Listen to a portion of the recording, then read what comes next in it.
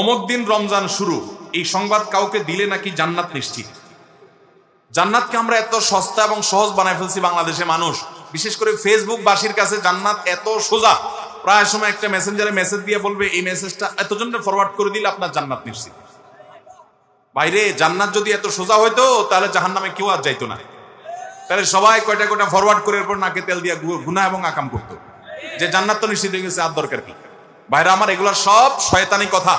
রমজান অমুক তারিখে হবে, এই সংবাদটা এই যে রজব মাস থেকে, এখন রজব মাস চলতেছে, আজকে রজব মাসের 13 তারিখ গেল, রজব মাস থেকেই দেখবেন অনেকে এই সংবাদটা পাঠায়, ফেসবুকে লেখে, মেসেঞ্জারে পাঠায়, ইমোতে পাঠায়, হোয়াটসঅ্যাপে পাঠায়, এবং মনে করে যে এই সংবাদটা দিলেই সে জান্নাত পেয়ে যাবে। ভাইরা আমার, জান্নাত তো সস্তা না। জান্নাত পেতে হলে কি করতে হবে?